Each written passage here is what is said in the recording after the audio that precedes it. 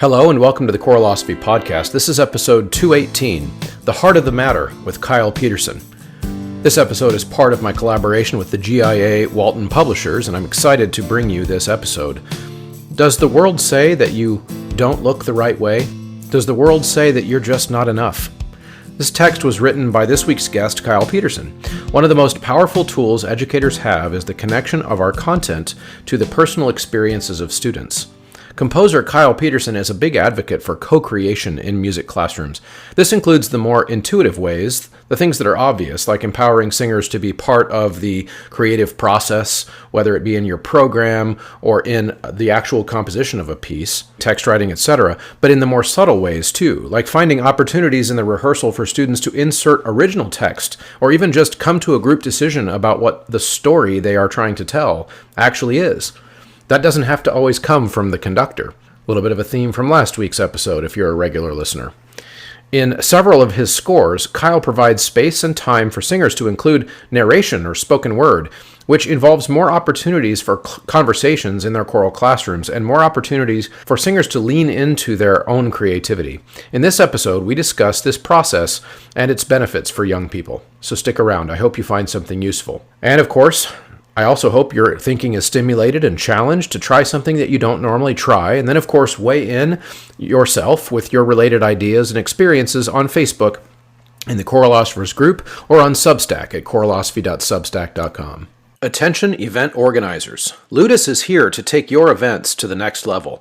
Imagine a ticketing platform that's not just about tickets. Ludus offers marketing, fundraising, and even volunteer management, all in one place. It's time to streamline your event management process and impress your attendees. Join the Ludus family today and unlock endless possibilities for your events. Go to ludus.com/choralosophy and try it out now, free to you.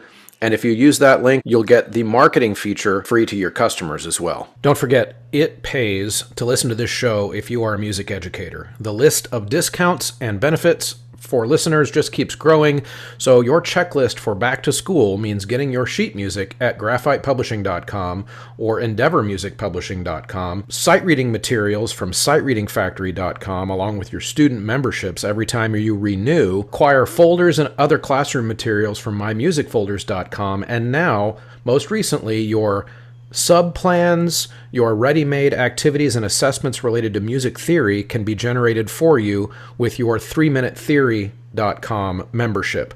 All of these great vendors accept the Choralosophy discount code. When you check out, you're going to get money saved for your program that helps you take your school year farther. So make sure you hit all of those websites, and it supports this show. Underwriting and crucial support for this show comes from listeners themselves who choose to subscribe on Patreon or now on Substack. Subscribers get access to the private podcast feed as well as my Google folder full of goodies and much more. The producers on Patreon are Brian Long, Venture Studios, Jonah Clixbull, Angie Schilling, Danelle Eckert, David Kowalczyk, Kyle Pederson, Max Jackson, Michael Herron, Ryan Main, and Steve and Kathy Kokacek.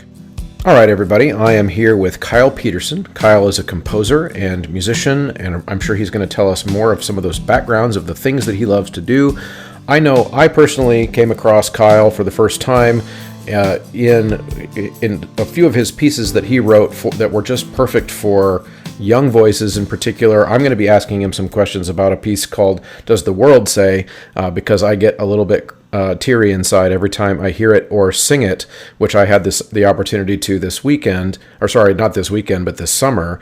And so I'm excited to talk to Kyle about text, about co-creation with singers in a rehearsal, in a choir context. I'm excited to talk about how audiences interact with the compositions and the performances. So this is going to be fun. Kyle, welcome. Thank you, Chris. Good to be here. Thanks for the invite. Yeah, of course. Why don't you tell us a little bit more about you? So we know you write music. What else is there to know? Well, I'm a South Dakota boy. Grew up in Sioux Falls, South Dakota. Do we have that in common? Are you South Dakota? So yeah, I did not grow up in South Dakota, but both of my parents did. Gotcha. So all of my extended family is there. A good portion of them are still there. Okay. So grew up there. Did all of the piano, choir, show choir things in junior high, high school, college. Thought I'd keep music as a hobby when I got to the college level, and so I went into teaching. So I moved up to the Twin Cities, Minneapolis, St. Paul area, and got a job teaching middle school geography for about 8 to 10 years. Loved it. About 8 years in, had a chance to start an education company with a good friend and colleague of mine. And we started a company called Learner's Edge, which is a continuing education company for teachers. Grew that, left the classroom, grew that for about 10 years. All the while, played piano for a lovely church choir, Lutheran church choir up in the cities. And at some point during that tenure, I approached Bruce Becker, the director, and I said, Bruce, would you mind if I arranged a hymn for the choir to sing? And he said, sure, go nuts, have at it. So I did, and it was not very good. All sorts of reasons why, but I loved the process, loved everything about getting set up, the equipment. I loved the revision process, hearing things come to life. And I said, this is what I want to do. And so I approached my business partner and I said, Joe, I'd like to sell my half of the company. So I essentially did that. I got out of the business maybe 10-ish, 11-ish years ago. Went back to grad school, got a degree in music composition from Vermont College of Fine Art, and I think graduated in 2017. So for the last 8 or so years, have been freelance composing. Yeah. Wow. Okay. So that's really interesting because and I'm sure you're aware of this because you talk to people in choir world and you talk to other composers, I'm sure. But your background and your professional background makes you kind of weird.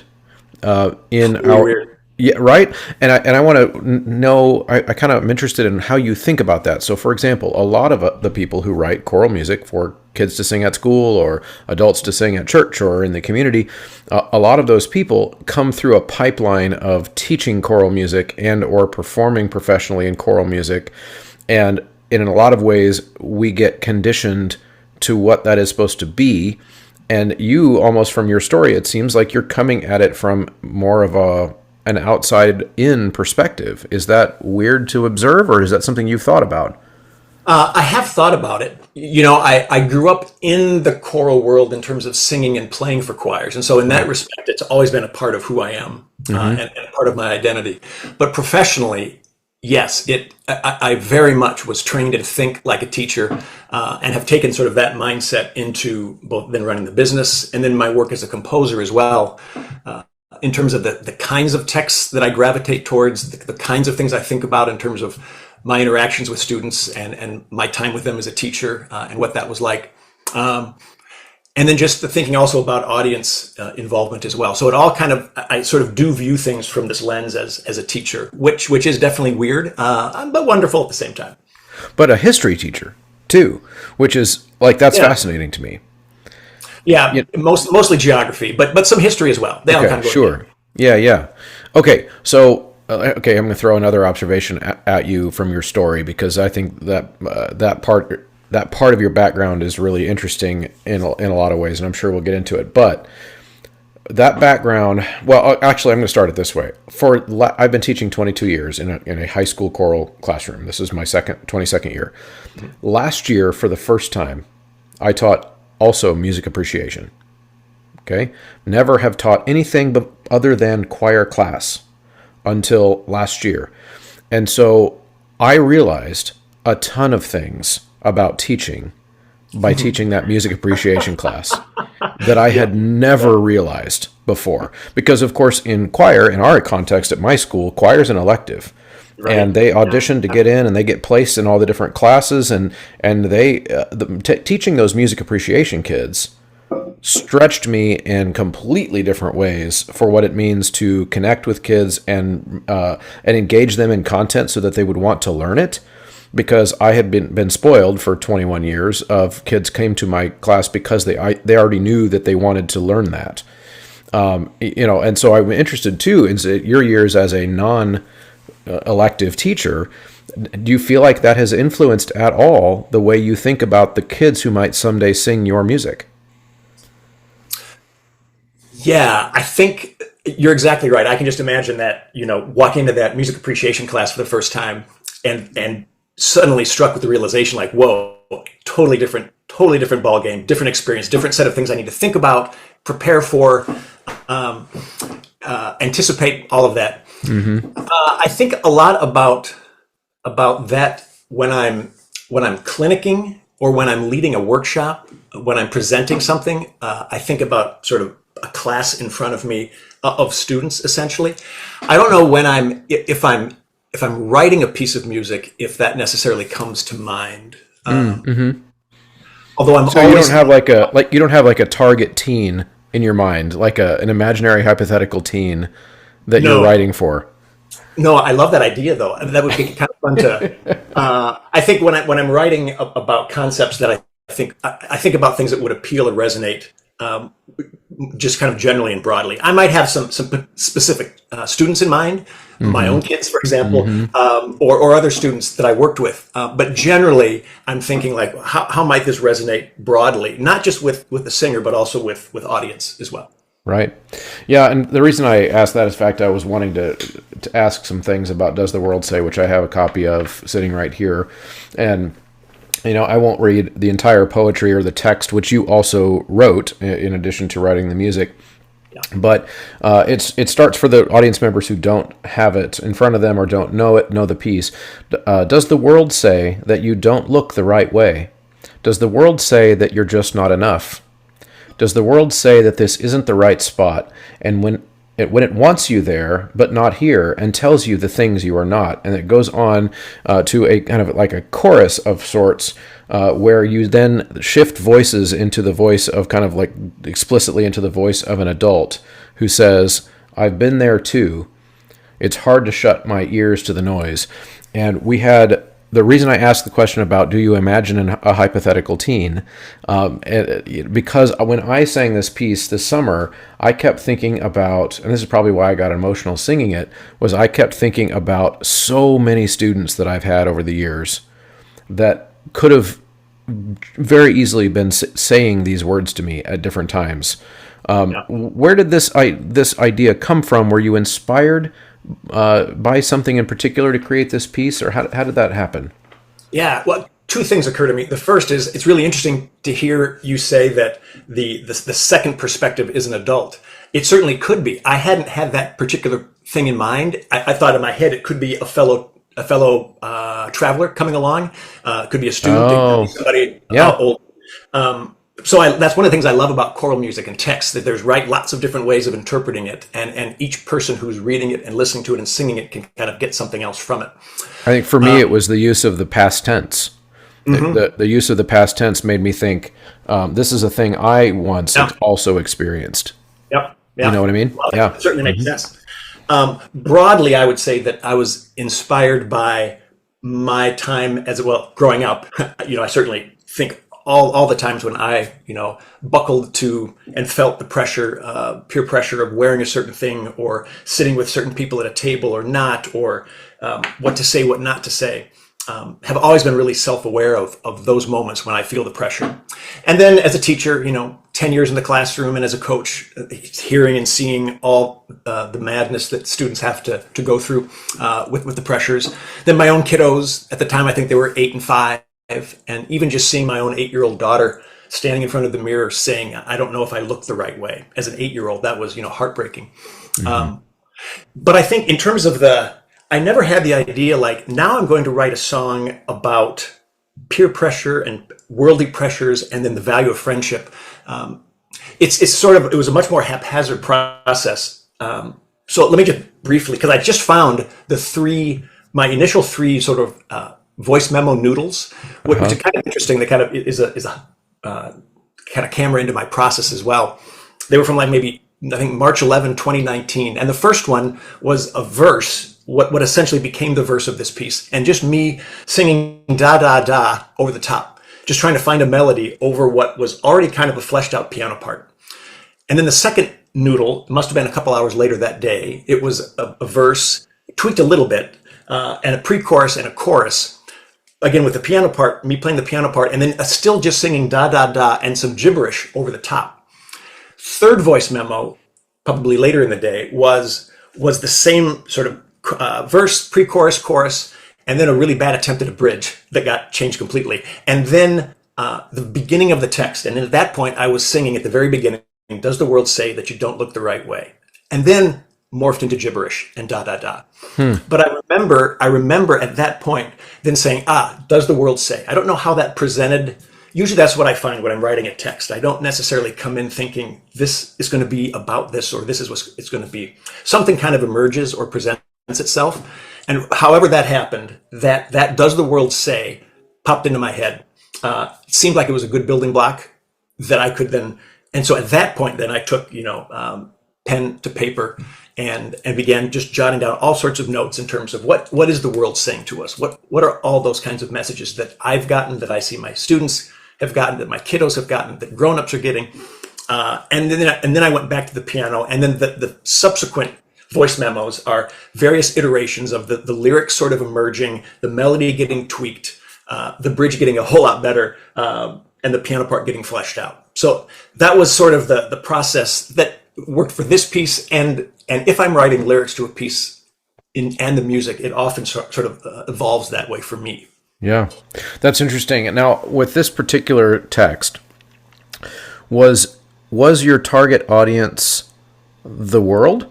Or was your target audience the kids and or young people, typically for that particular piece, that would sing it? Yeah, the piece was a commission for, I think, the Minnesota All-State Treble Choir. So in particular, I wanted to make sure that it would be that would resonate with that group of people. And I was thinking primarily of them as the sort of the target audience. Would they want to dive into this? Could they have good discussions? Would they be able to sing this and give voice to this with their whole selves? Yeah. But I do love, and then also thinking about what the audience would receive, and thinking about how an audience might perceive, yes, could I offer my hand in friendship if I see somebody under the weight of expectation? Or as an audience member, do I need to reach out for a hand of friendship if I am under the weight of expectation right now? So I do love sort of that way of thinking about it too. Yeah, because my philosophical brain kicks in when I hear the title too. If the title, what does the world say, being a question mark too, is interesting, because we do have, if this goes too far afield of what you're thinking about, feel free to pull me back in. But the world, we have this idea sometimes that the world is telling us things. And as in, oftentimes that is society, that's culture that we might be peculiarly settled in our culture. That might be, for a lot of young kids today, that's the internet. Which means that they are opening themselves up to the expectations of almost every culture that exists, because someone who you're letting down will see you, and it's almost impossible to do or say anything online, for example, without it going somewhere and finding someone who doesn't like what you said. And I've talked to teenagers about that, because they're growing up in that world where they are quite literally terrified to simply voice who they are and what they think in particular. It's really more about what they think. They don't want to have a conversation. I think one of the hardest things that I've, as a teacher in the last 2 years, has been, hey, guys, we're going to do an assignment where you just give me your opinion. And they look terrified. Oh, yes. And then we get into why that is, and a lot of times it does come back to these things. So when you say the world, what do you mean exactly, do you think? We all love to travel with our students, but we definitely don't love planning a trip. I know I've been there as the point person for details, and it is a nightmare. Forms, payments, fundraising, it's a never-ending task that takes away from doing what we love. That's where Kaleidoscope Adventures comes in. They've been planning performance trips for more than 30 years and handle all the details from start to finish. And one of the best parts about Kaleidoscope, they have crowdfunding options for every traveler. Contact Kaleidoscope Adventures at mykatrip.com to find out how they can take your travel beyond expectations. Yeah, and I was intentionally I wanted this kind of conversation to happen with directors and their students, to think like, well, what is the world to you? I was thinking of all of them. I was thinking culture globally, and in particular, I was definitely thinking social media. I was thinking, just glances in the lunchroom, at lockers, when a kid if and when they raise their hand in class, why they do or don't, because of whether they think that's cool or not cool, and what people are going to think and say about them if they do or don't do this thing, or all of that. So it's and advertising and TV and movies and the music they listen to, it's all the messages that they are bombarded with in any medium. kind of was Yeah. what I was thinking. But didn't want to specifically say all of those things because I wanted the students to be able to find different handles and kind of come up with some of those meanings on their own. Sure. Yeah. So it's almost like the world is the zeitgeist. It is Yes, sure. it's the ghost. It's the ghost in the machine that can't quite be pinned down. We just all know it's there. Yeah, yeah. Yeah. Love that. Yeah. Never thought about using the word zeitgeist, but I'm going to do that more often now. Oh, it's a great word. Yeah, you got to people got to use all the words. Okay, so here's what I was thinking then with this. And by the way, you have a lot of pieces in your catalog, I think, that do a really good job of the things that we are talking about right now. I just picked out this particular piece because it had a direct connection to something that I felt, and I needed to talk to you about it. So that's why. So I want the audience to know that. But so what I'd like to do now is broaden the conversation beyond just this piece and just think about why is it. I'm going to go back to my music appreciation class as an example. Why is it that I can get my choir kids, to sing a piece like this and then have fantastic conversations about these texts, yours and other composers and other poets, etc. But if I were just to hand them your poem, no offense, Yep. and say, Yep. read it, and let's talk about it, I don't think I would get very much other than blank stares. Yep. Yep. So why do you think that is? I have my own theories, but I want to hear yours. Yeah. Yeah. Well, I think you're exactly right. Hand them a piece of poetry, and it could be that just poetry in general gets a bad rap, especially with students. You know, like, oh gosh, we got to analyze a poem, and you wanted me to be vulnerable while analyzing a poem. Oh gosh. I certainly remember those conversations of my own in school. But there's something magical about a song. It can immediately become sort of anthemic or an anthem, both individually and then more broadly. It sort of harkens back to, you sing something top of your lungs in the shower, in the car. This thought that this song gets me, these words speak right to me, and then you want to share that, or you want to communicate that, or you want to give voice to it, or you want to hit against it and say, no, I disagree. This isn't it at all. There's something about how the music itself carries all of those. Not only carries the text, but the music carries the emotion. The music carries just so much that poetry just alone doesn't necessarily carry. At least for many of us. Yeah. Yeah, I think it also is an element of choral music in particular. I would even say is different, and I want to see what you think about this. I would even say is different than a solo singing art form in that it forces the kids, in this case, the context of kids, but I would say this happens with adults too, because I have the fortune to work with both. It forces them into a situation where they can't just read the poetry. They have to try on, like a jacket, they have to try on the ideas that are expressed in the poetry, and they have to do it in front of people. Yeah. And so when you're a solo artist, you do it in front of people eventually. You go on stage, but you do your practicing by yourself.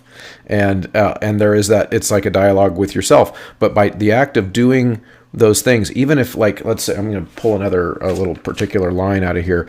I don't stand a chance if it's me in this world all alone. The chatter is deafening, too overwhelming. It's hard to find my way home.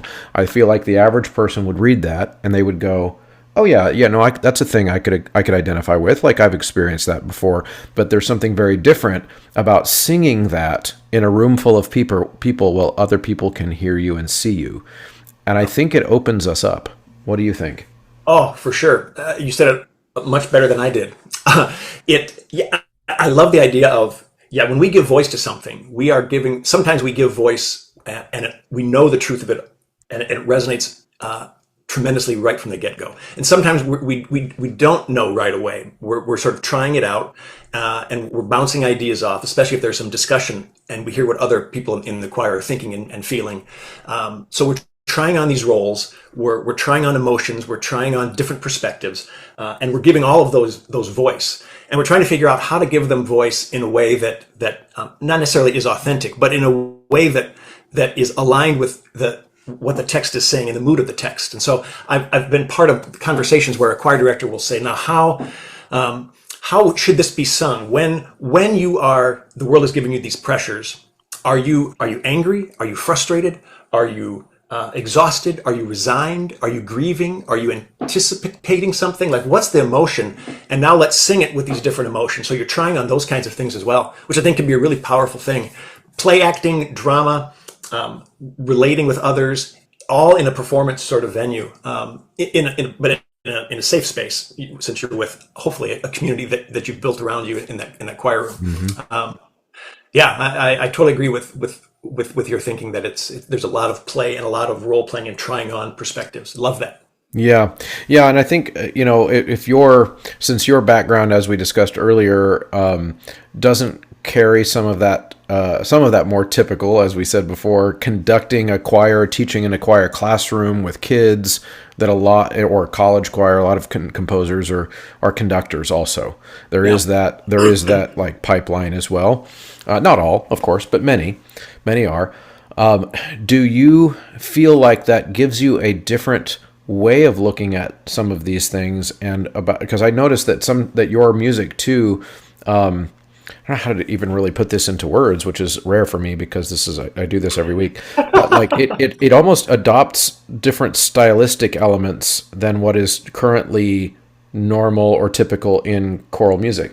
So again, my example, because I have it in front of me, is your "Does the World Say" almost has, I would describe it as a little bit of a musical theatrical style to it, in the way that you've set the lyrical line and the text emphasis, and some of the kind of the 16th note patterns for the words to be delivered in a very speech-like way, which is, I would say, neither good or bad. I'm just trying to dispassionately describe it for people if they don't know it, as opposed to what is very common in choral music, which is the long lyrical line that builds to a chord with a ninth in it, or whatever.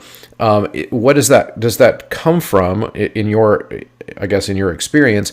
And I also wonder if that is on purpose or if that's just the way you hear music. Yeah, wow. There's a lot there. I've got lots of thoughts. Let's see if I can remember. First of all, there is one of the markings, right? I think on page 1 is "Get your Broadway on." I think that's in there. So this very much is an encouragement to the singers to say, "Hey, this is a pop/Broadway style piece." Very much is in that style. I love Broadway musical theater. I mean, I could watch. I can if I'm in New York, go to 2-3 shows a day and would not tire of it. Shortly after I wrote this piece, somebody reached out and said, "Hey, did you just watch Dear Evan Hansen? Because this sounds a lot like Dear Evan Hansen." Yeah. Okay, I get it. All right, I'm a fan of. So that kind of style naturally. I mean, I love writing across a bunch of genres, but yes, the sort of the pop Broadway style is one of them that comes naturally. I listen to a ton of different kinds of music and always have, and so a lot of. I mean, yeah, I sometimes describe my music, or it is described as sort of genre bending. It has elements of pop and Broadway, and elements of blues and gospel, sometimes some jazz. And so it goes all over the place. And it's a lot because I love pop music, and I love listening to lots of music. And when I'm sitting there noodling at the piano, because my style, I've come to know, is sort of not sort of typically traditional choral in terms of how I approach writing a piece, but it is more like a songwriter. I'm going to kind of craft a song, and so it stylistically kind of goes in different spots. But as I started writing this piece, I very much was intentional about the stops and the starts, because you're right. Normally a choral, you'll have a line that might go for 4 measures before there's a break or a breath.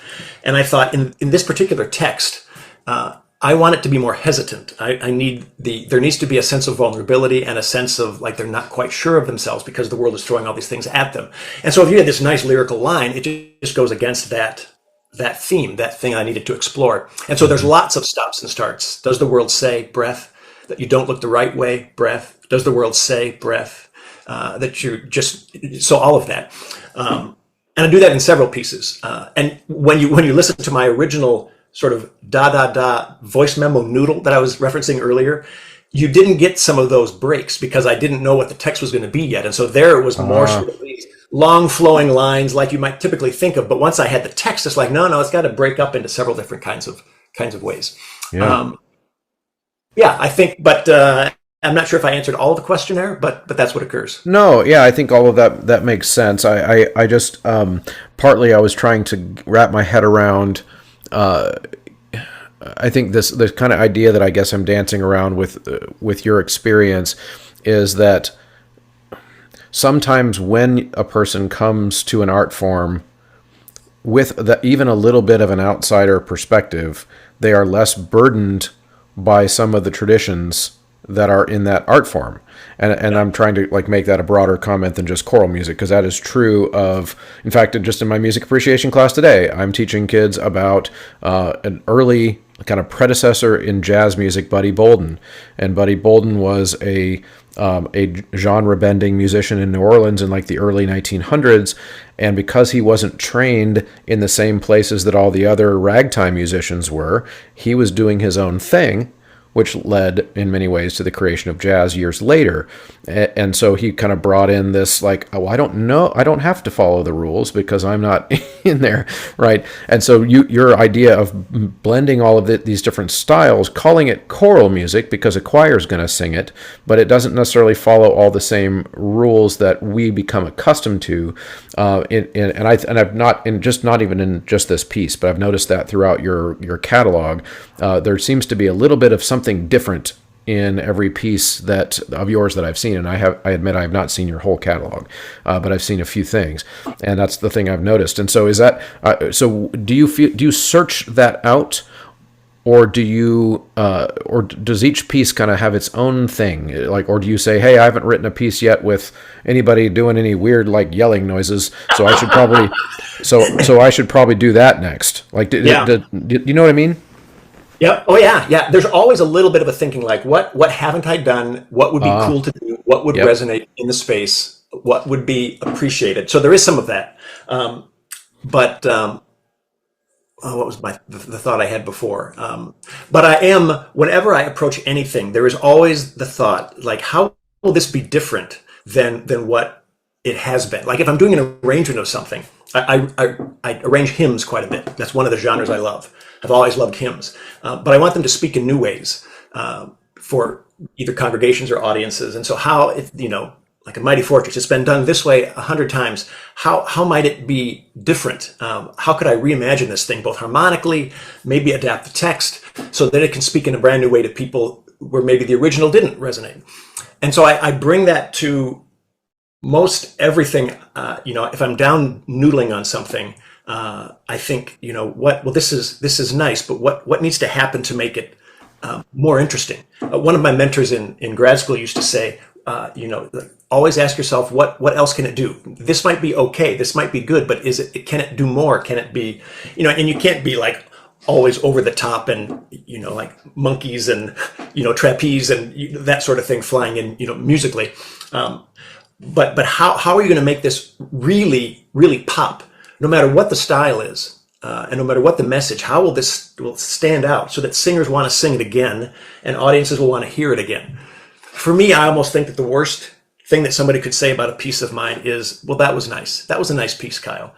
That would be a killer because there's plenty of nice pieces. And while nice isn't certainly not a fail, and it's not meant as a slam, it is like I want to write something that will sort of jump off the page and will have an emotional impact too on the listener and on the singer. Yeah, I told my freshman girls today we're getting close to, we're about two and a half weeks away from our first concert of the school year, and they're getting to the point where they can sing their songs. They're not polished yet, but they can get through them.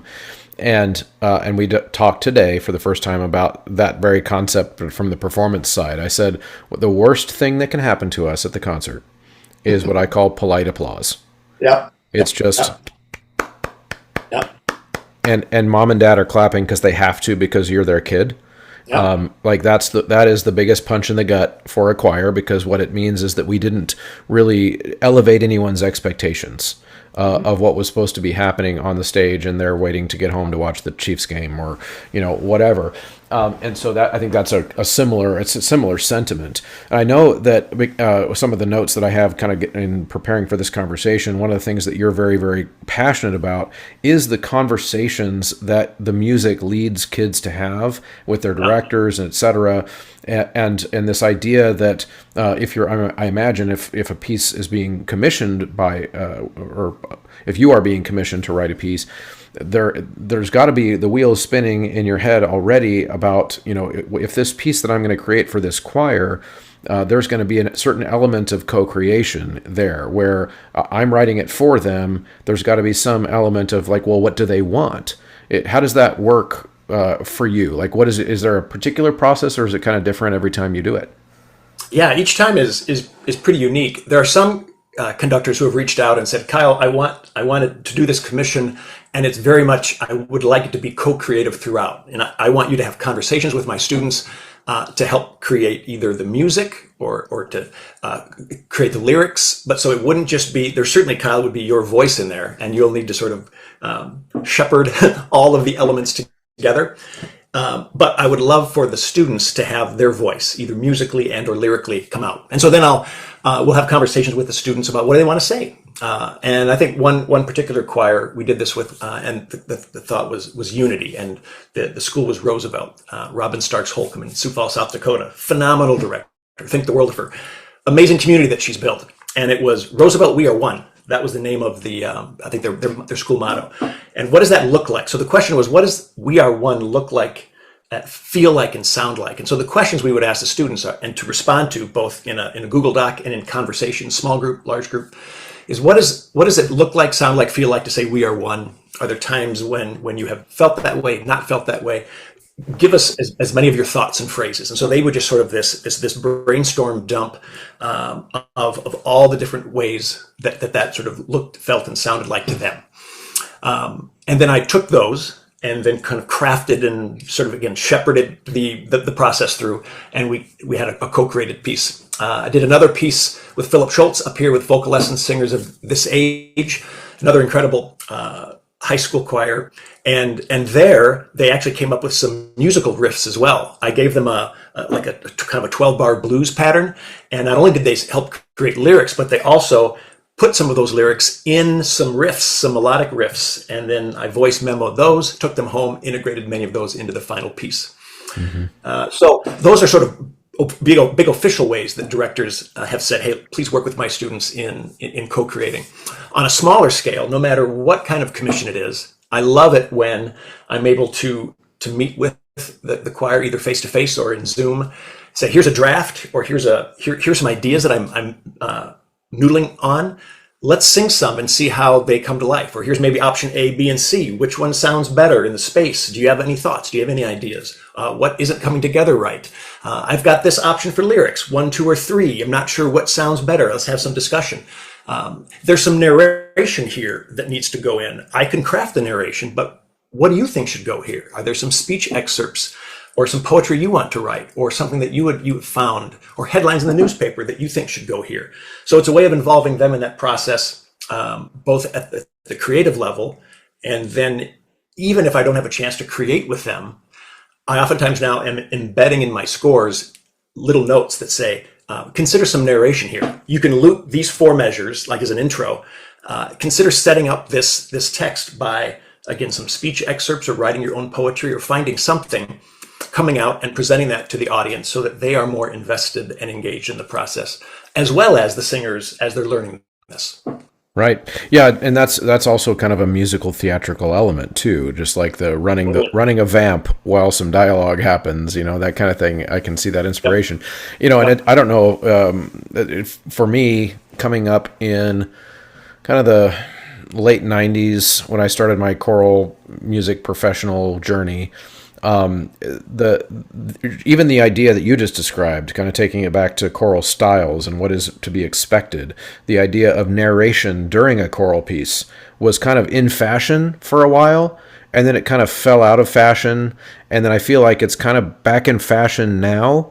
Like, for example, Andrea Ramsey does a lot of that too. She has a lot of like kind of narration parts or elements or pieces where the kids can actually create some of their own narrating elements, so it's not even written in the score. It's like gives them that freedom to do that. And I actually feel like that has kind of went out of style for a while, and I would say maybe like 2003 or 4 to 2015 or so, 16, 17 maybe.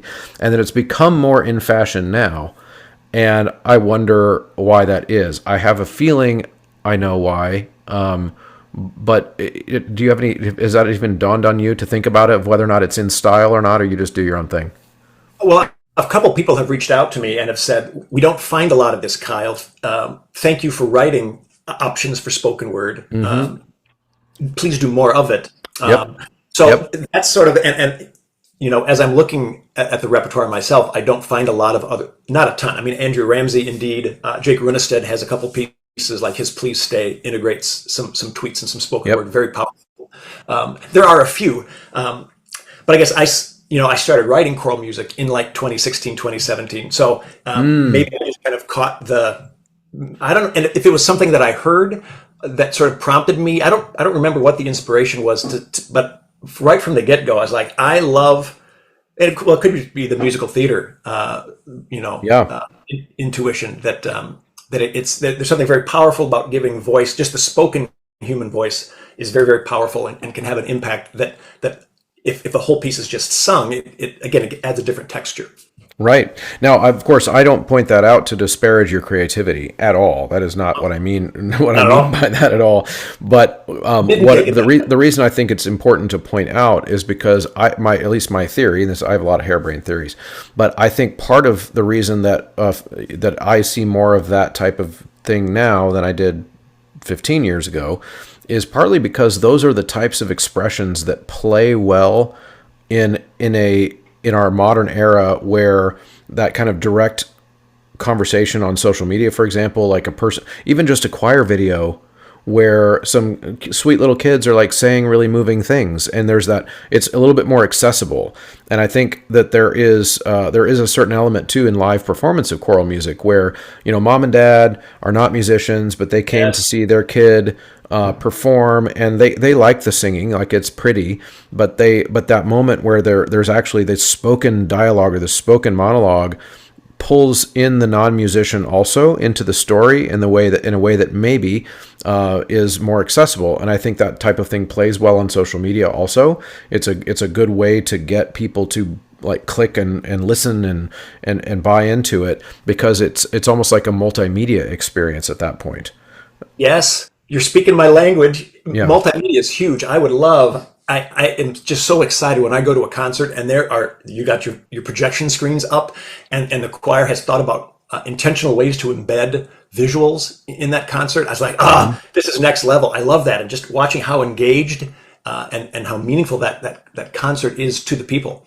But you're exactly right. It's accessibility. I love thinking about, I think that's a huge word that we should be thinking a lot about. How do we make this piece accessible, not just to the singers, but also to those who will be hearing it for the very first time, especially non-musicians? Mm-hmm. There was one piece that I wrote called Bend, and the very first phrase is, "Bend, don't break, my child." Well, that's kind of a heavy first line, and it's a cappella, and there's no intro. It just starts with that. And so in the notes, I say, hey, this is really abrupt. It's going to be too abrupt for an audience just to be confronted with that. Like they're not in the right headspace yet, the right emotion. Bend, don't break, my child. Like, oh my, where am I going with this? And so I say, lay the harmonic progression, sing the first 4 bars without the melody line, just hum the progression, and maybe have some people come out and read the poem once through, or share a story. And I've seen some people have shared some videos of how their choirs have taken that and run with it, added spoken word to it, and told these lovely stories, and then launched into the song, and how powerful that is for the singers and also for the people who are there listening. Mm-hmm. Yeah, I remember I had professors in my conservatory training that would sometimes say things, this is kind of about the out of fashion, in fashion thing, where I remember being raised musically in a time where the attitude from some people would have been like, well, if the music itself can't say it, then you didn't get enough, do a good enough job writing the music. Yep. You shouldn't have to speak for the music. It should do its own speaking. And I actually don't disagree with that it's just in a different context. Like to me, like the of what you're doing is something different than it's not as if you're trying to speak with the music but failing, and so you have to write words, like write a spoken monologue. Does that make sense? It's like they're just two different things. Yeah, and I would never want to sound like I'm discouraging a choir from just simply standing there and singing a beautiful or energetic tune. With, they don't need anything else. They don't need props. You don't need multimedia. You don't need spoken word. Right. And that can be lovely and very powerful. But would love to see more integration of other elements, especially in this day and age where attention spans are so quick and we're such a visual and a multimedia driven. So let's take advantage of that and use that to really engage the people and bring it to the next level of sort of this immersive, engaging experience. Yeah, if we have to meet, as teachers, if we have to meet our students where they are, then why shouldn't we have to meet audiences where they are also? That makes total sense to me. Now, another area that I'm just interested in kind of where your thinking is that I know with a lot of your music and the texts that you either select or write yourself, there's a lot of engagement with the modern social issues in modern social context, and you're trying to kind of have these conversations, so to speak, with the singers that are doing your music. Is there anything off limits? Like, or do you have like, are you trying to like really, make kids and make singers and conductors really think and dive into the tough stuff? Like, where does that come from because I think we share that in common. I like to have the tough conversations too. Yeah. We're having a hard time living well in community these days. That's kind of goes without saying. And so I think about, like, there's so much judgment instead of empathy, too much certainty instead of curiosity. And so I think about how we might have discussions and how we might get that sense of empathy and understanding and curiosity. And so for me, as a musician, choral composer, and teacher, I think about what I can do in my songs and presentations and things like that to encourage that. So a lot of it comes from that. I'm not sure if there's anything that's off limits. I mean, if somebody said, I want you to write a song specifically about, there's like capital punishment, or some of the real hot button issues. Like, I've got opinions, but I don't know if that's necessarily the kind of conversation. I would rather be a little bit more vague, so that kids and adults and the directors can find these different handles into it, and so somebody could take it in different directions, and it could mean something very differently to one person singing it than it wouldn't mean the same thing to somebody else singing it. But issues of identity, issues of understanding, of justice, of freedom, and the various ways that we think about those, and the various ways that those manifest themselves in our conversations and in our relationships, those are really interesting to me, and love the idea of thinking about how I might present a story or a metaphor or a new way of thinking about it. And of course, sometimes it falls flat and a piece doesn't sell. And I get some people who think that, you were too pedantic on this, or you beat me over the head with it on this. It wasn't quite subtle enough. So there's all sorts of, there's obviously some risk involved in writing music that digs into some of these topics, but it's hard for me. It's just the way that I think I naturally go. It's hard for me to write something else, I guess, right now. Right. Texts were given to me, and then I can take it around. No, I get it, and I think I understand what you're saying, and so let me try to rephrase it in a different way, and of course you tell me if I didn't do it well. You want to write inclusive texts in a certain meaning of that term, which is that a text that isn't so specific to an issue that only certain people who care about that issue would want to sing it. Now, of course, that's good marketing, but it's also good conversation building, right? So, for example, you could say, I could write a piece about identity, but then if I say, well, I'm going to write a piece very specifically about a very modern concept of gender theory, for example. Okay, well, that might resonate with some people, but then we wouldn't be able to expand that conversation about what does it mean to adhere to society's expectations of us because of our gender, et cetera, which is a much broader conversation. So you're not afraid to have kids think about identity, but you would be reticent to have them try to zero in on very niche kind of specific topics because it would be stifling of conversation. Is that accurate at all? That's exactly right. Yeah, Okay. I might have some strong opinions about a lot of these issues, but I don't want to force those opinions other than the value of inclusivity and the value of curiosity and the value of empathy. There's one text that I wrote in All of Me that I try to walk that line. One of the things is, look at my vote. On that alone, are you likely to show contempt for me?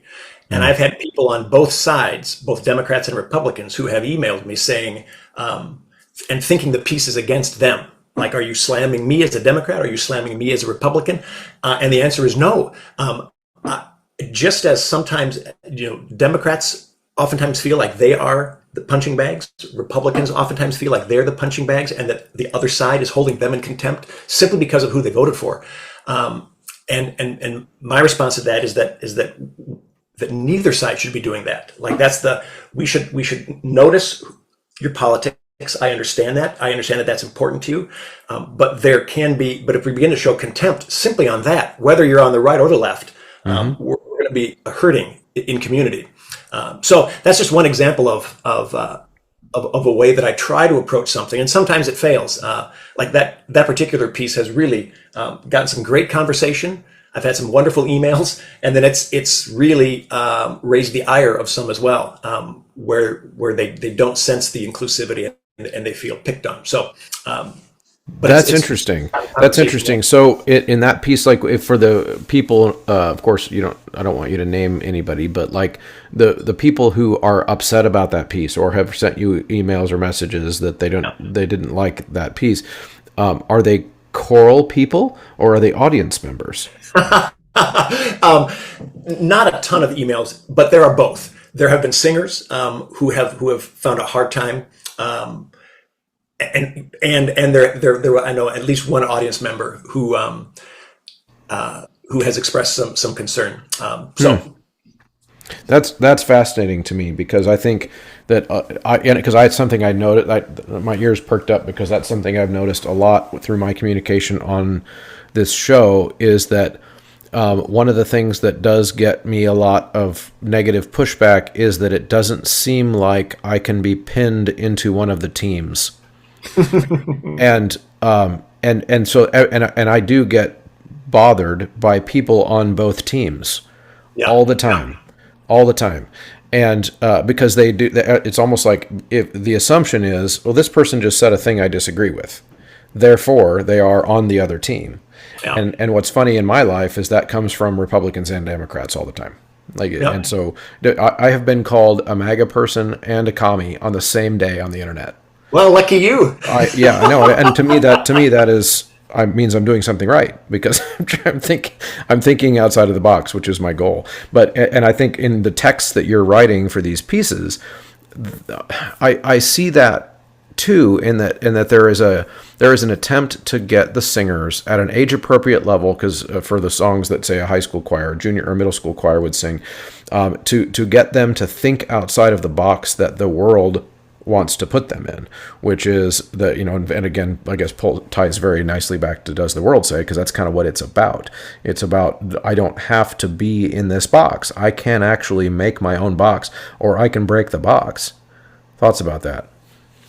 Yeah, I love that. I think that's exactly the intent of this particular piece. And one of the things, and when choral music and the discussions surrounding choral music go really well in the classroom, then that's one of the happy results, is that students, their perspectives are expanded. They are exposed to lots of things. They can try on these lots of different roles and things. And then that leads to a greater understanding of themselves, greater connection to each other. And then eventually that just kind of spirals out into the world. Mm. I know one of the things that GIA and Walton really wanted to make sure with this song and with some others is that we give teachers some tools, so that we don't necessarily just turn you loose and say, hey, have a deep, dark discussion about all these things. Good luck. So, like, there's a free downloadable curriculum guide that I was able to create with Scott Edgar, who is a guru in the field of social emotional learning. And so we present all of these different prompts and possible ways of approaching this with your students, from short little 30-second to 1 minute, conversation starters or exit tickets from the classroom, on through sort of projects that can kind of undergird your entire semester. So there's lots of options, and there's lots of other composers who are writing those kinds of things. Elaine Hagenberg has some beautiful and evocative discussion guides for her pieces, and ECS is doing that. Walton is doing that. So I encourage directors to sort of seek some of those out, because we don't want to just leave you hanging, especially if you are a little hesitant to have these conversations because you're not quite sure where they're going to go. Right. That's actually perfect timing, because I was going to ask you next about your catalog with GIA and the resources that are available anyway. So this is actually perfect. We're in sync. Sweet. So yeah. So I would imagine, correct me if I'm wrong, that not every piece in your catalog has a guide you can buy with it, or you can get with it, or download with it. How is or am I wrong? Do they all have that? No, good heavens, that would take a lot of work. I love the idea. Maybe someday, but no, I think that there's this piece. There's a piece called Call Across that has a guide, and there might be one or two. Reconcile has a guide with ECS. There might be a couple others, but yes, but. Yeah, I guess I don't have anything more to say about that. No, that's. I just wanted to make sure, because I didn't want to go like promising the world to people who were gonna go find all these resources with every piece. But what I'm curious about, though, is how did you decide, or I guess in this case, how did the publishers decide this is a piece, this one particular piece is the one that needs something like this? How do those decisions happen? That's a good question. I think that it was something that I was thinking about. As the piece began to get traction, it's like, okay, this would be a really helpful thing to help directors have these conversations. And at the same time, I know that Susan Labar, editor at Walton, and Scott Edgar, the SCL guru, were having some conversations about, and with Phil Sylvie, a great composer, educator, who also has some guides out there. And they had already had a couple of them, and I think they were looking at pieces that might resonate in a similar fashion, that sort of tackled these issues of identity and belonging and expectations and pressures and all the things that students might be thinking about, and sort of saying, okay, these pieces would really benefit from this. So I think it was just kind of an informal conversation. And then we all sort of reached out at the same time saying, should we maybe do this? And the answer was yes, let's go ahead and do this, make this happen. Yeah, that's very cool. So how much of your catalog is with GIA or Walton? How would you describe your publishing presence? Yeah, they've been good to me. I work with several publishers, and they've all been great to work with. Really, I think there's maybe 8 or 9. I think I probably have, 8 to 10 pieces with Walton. They were one of the very first that said yes to a piece of mine. Can We Sing the Darkness to Light? That was a piece that I was having a hard time getting out into the world, and that's still one of my most popular pieces. So I'm grateful to them for saying yes to that piece. And I've got 3 new pieces coming out with them, 2 brand new sort of elevated hymn arrangements, sort of reimaginings. Okay. One is Wake Awake, double choir, sort of a reharmonizing.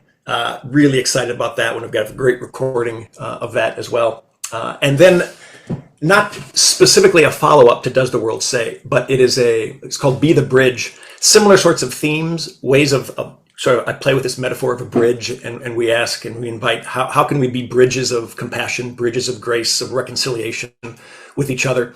And it's full on sort of pop, gospel rock. It's sort of one of those genre bending pieces with a really fun piano part that just cooks from start to finish.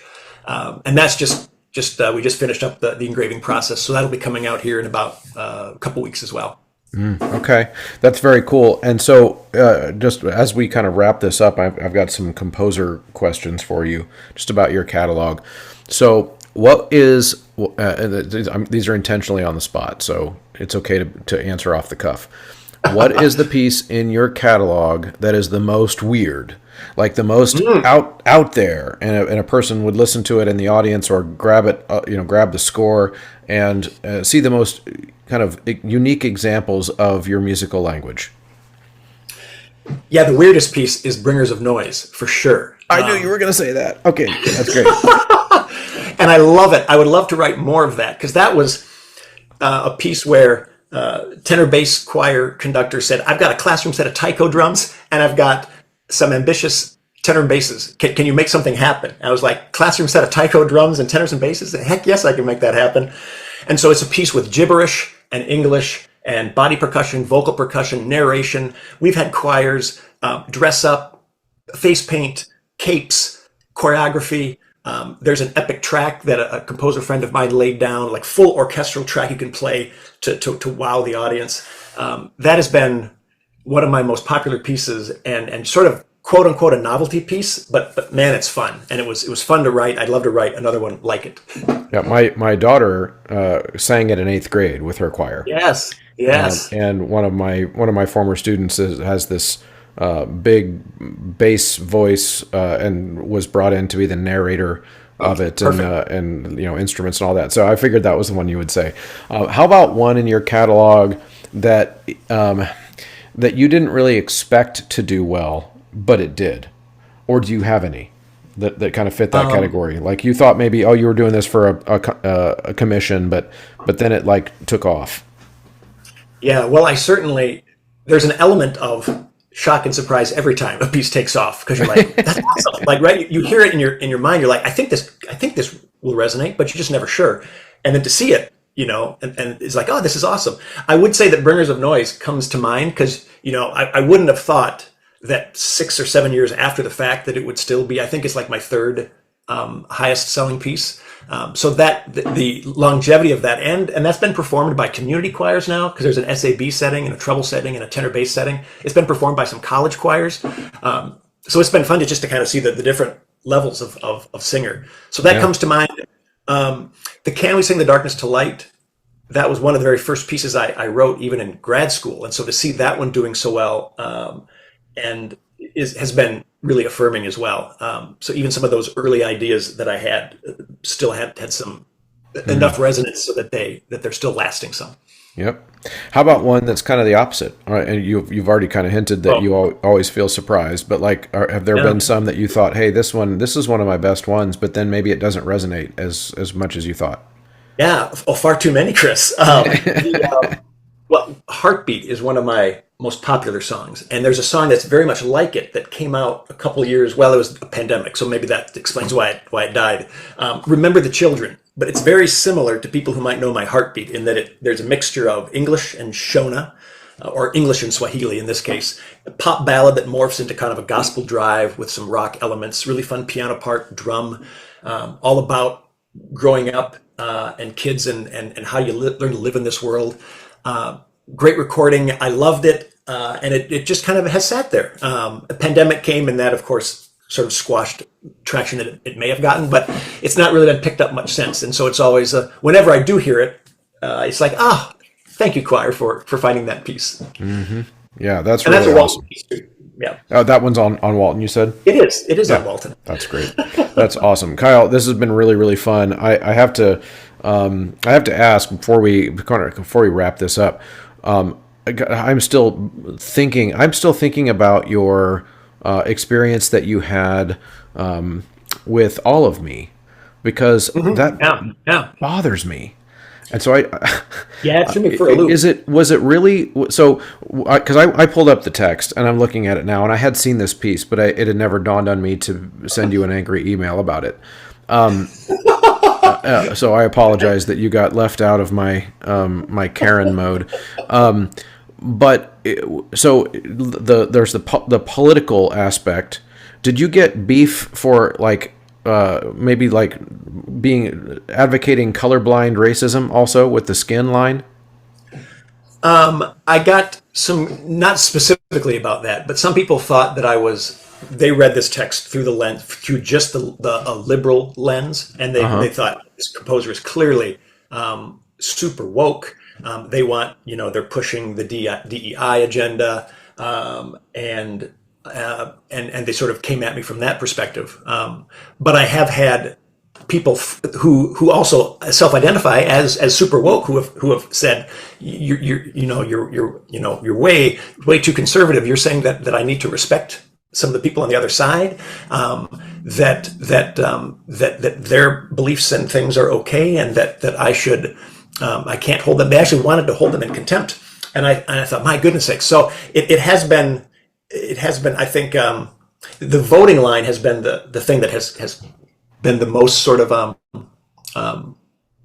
has raised the most questions for people. Again, not a ton. I mean, I'm talking like a Right. handful of emails. Sure. No, I get it. But, I get it. yeah.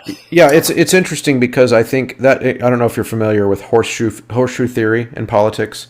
The idea that when the political spectrum yes. really kind of bends this way in the shape of a horseshoe, and really there's not a whole lot of difference between Right. the far Meets at the left and end. the far. Yeah. Yep. And so and this is a great example of that, because you can write one poem and have it kind of get very similar reactions from two extreme ends of an ideology that believe that they are actually fully opposed to each other. Yet here they are typing out the same type of email to you, and little do they know that they're like on the same team essentially as the other person. It's really fascinating to me, and so I applaud you for being brave, and I'm assuming defending your art and standing up for what you wrote. And I imagine you're not trying to have that piece pulled from your catalog because people got upset by it.